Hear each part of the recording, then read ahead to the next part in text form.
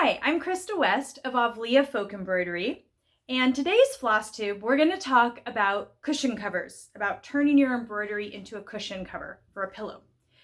Before I begin, I want to just tell you all the places you can find me. So you can find me at the Avlia website, www.avlia.life, that's spelled A-V-L-E-A.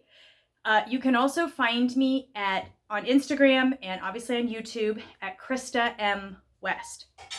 I want to really say thank you to everyone who has subscribed to YouTube, and especially those of you who have subscribed to the Avlia email newsletter. That is really helping spread the word about Avlia's traditional and historic designs and getting it out there in the world. So that is really fantastic. And I want to thank all of you who have signed up for the email. And if you feel like spreading the word, that's super awesome and wonderful for me. If you can basically share the Avlia website with someone else, ask them to sign up for the email newsletter, that's fantastic. I do have a lot of really great stuff coming up, a lot of great stuff in the works. Quick highlight on those, I'm working on 2 new hand embroidery hoop kits. I'm also got in the works an idea for turning those hoop kits into drawstring bags, into a nice little lined drawstring bag. So those are going to be great. Those ideas will be out well before Christmas, so that people can give those as gifts or purchase those as to make up as Christmas gifts. And then I have a number of really great cross-stitch designs coming up. Star of Skiros will be released really soon, as well as the Little Church's Border Trio. Those designs are all based on Greek island embroidery out of museums. They're really beautiful designs.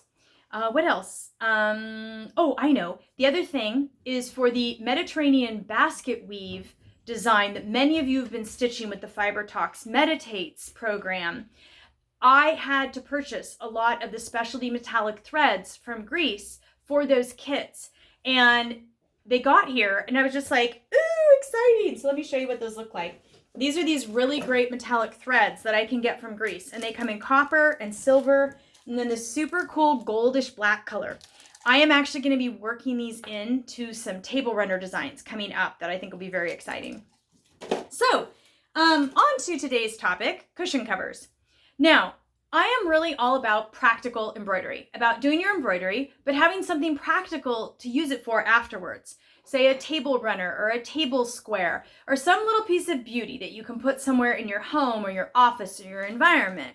Well, I guess nowadays those things are both the same for most of us, but what I love about traditional embroidery is that it was actually made to be used.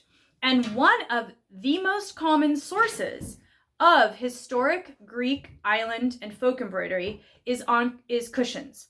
And the way these worked were that Greek village homes were often one-room homes. It's kind of like a Greek version of Little House on the Prairie. And in these homes, there was like a bed area, like either a raised platform or sometimes like a cupboard that was built in. And they had these amazing bed tent curtains, which are really quite stunning. But they also had a lot of cushion covers stacked all around because the buildings were they were just made of wood, and so they needed softening. And so cushion covers was one great way to do that. What you're hearing in the background is the air compressor. My husband is doing more trim work in the workshop here in the basement, so the compressor is joining us today. So there it goes. You'll hear that come on and off throughout the video. That's what that is. So back to cushion covers. So cushion covers in a Greek village home were often kept in stacks, and sometimes they were an all-over design, something like this. This is our Grecian urn design. It's a very simple design, but it's one of the really first designs that I first started working on, and I just love it. It's very easy, very meditative, and such a small motif repeat that you can pretty much make it any size you want. I think the motif repeat is almost just less than 2 inches. So very easy to change this out. So in a Greek home, you could have cushions that were like this, where they were all over designs. And you could also have cushions that had the border just around, a border design just around the perimeter of the cushion. Sometimes even only just on 3 sides. I'm not really sure why that is. I'm wondering if it was because they had a way to tie the cushion closed on that 4th side, and so they didn't embroider it. So in these Greek homes, what you would have is these cushions stacked in a pile like this. Let me see if I can pile up my cushions. And what was really cool about this is as they were sitting there, you would see the little bits of embroidery peek out. And so you see this in historic photos, and it's really neat because it's just like this lavish buffet of embroidery. It's really incredible. So I think cushion covers are a great way to use some of our Avlia designs. So I want to go over that. This is the Grecian stripe. Again, I made this one years ago. One of the things that I really love about the traditional ground cloth is that it is machine washable. I have washed this cushion cover, oh my word. Kids, dogs, dropped on the floor, the whole 9 yards. And this one I've probably washed, I don't know, half a dozen times in the last few years. Because I usually, you know, when they get really bad from the kids and the dogs, I just throw them in the washing machine. And the traditional ground cloth can totally take that. Again, I do them on hand wash or the delicate cycle, usually on cool to protect the floss colors and prevent any sort of bleeding of the floss colors just in case. Although DMC floss is very color fast. And then also to prevent shrinkage. So I do them on cool and then I lay them flat to dry. I would not put this in the dryer, so this is a basic envelope cushion style.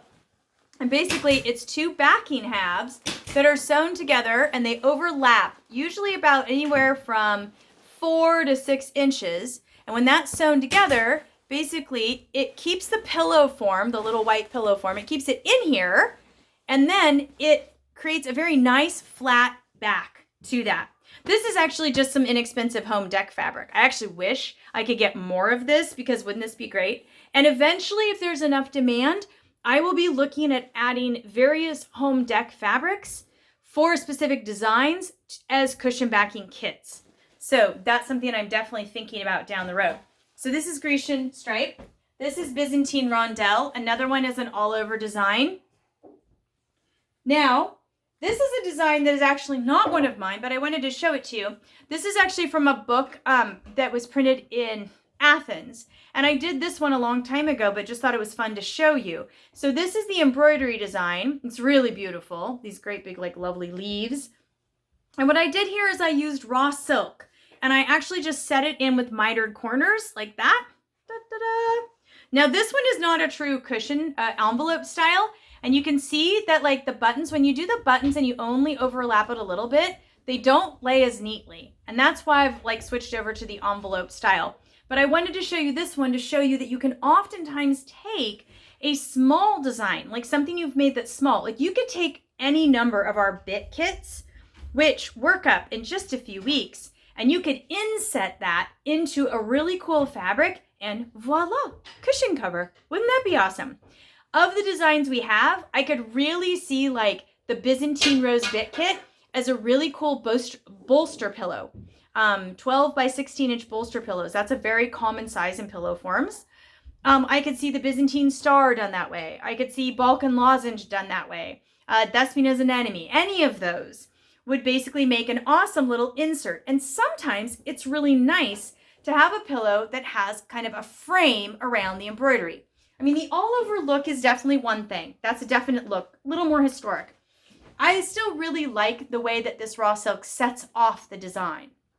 So that's one more thing you can do. Now, another thing you can do with pillows is you can add trim and different fabrics this way too. This demo is on the Avlia website on the demos page. For this, I used our Grecian Urn #2 design. This is Lady Dot Creates Velveteen in the blue corn color. And then this is specialty antique metallic trim that I had a little bit left over and used that. We do sell a number of trims now though on the Avlia website. Although, trim alert, I am having a lot of trouble getting more trims from the factory in Thessaloniki. So our stock is beginning to run low on trims. Now's the time to purchase trims if you want trims, because we may be facing a situation soon where I have almost no trims left. And that could be for a while. But trims are another great way to take a small design and sort of expand it. In fact, for this one, I actually mounted the embroidery just straight on top of a whole piece of the velveteen. But if you were trying to like use some fabric out of your stash or something, you wouldn't necessarily have to do that. If you didn't mind doing a little bit of extra sewing work, you could just tack on this little bit of extra fabric here on the end, whether you had some really awesome silk or some velvet or a home deck fabric that happens to really coordinate well, and then just cover the seams with the trim. That's one more way to go. This one is also has the envelope cushion back. This is just a classic cushion back cover. For our cushion back kits, the ones we have on the website, we use Kona cotton, which is made by Robert Kaufman. It's a very high quality quilting cotton, and we use it in the color sand. That's the color that I have found matches our traditional ground cloth the best. So that's one more way to like extend the design and take a small design and make it bigger.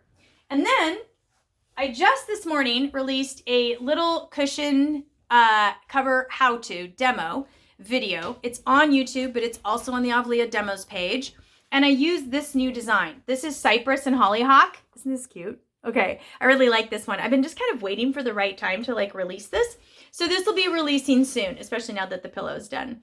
But this one I did very simply for the video because I wanted to just do it very start to finish, very simply with the Kona cotton back. Very simple. This is a 14 by 14 inch pillow. The design, though, if you notice, is actually not 14 by 14 inches. So this time I took a horizontal design and put it in a square pillow. And this would look really cute. I could have even done some more fun stuff with this. I could have chose a print fabric for the backing, which in this case would have looked really cool. I had some Liberty of London that I actually thought about doing it, but I needed to show how the cushion back kit worked, so I had to do it that way. But that could be really sweet. You could also find some really cool like woven trims, some of the little woven trims like you see sometimes on like little kids' clothings and things like that. The little, they're not metallic. They're the more like rayon or poly woven trims. That could be cool. You could add some rickrack. You could really kind of go crazy. You could add some little tassels to this. Tassels would be fun. I really like tassels. I know they're a little bit on the fussy side, but I do still really like tassels.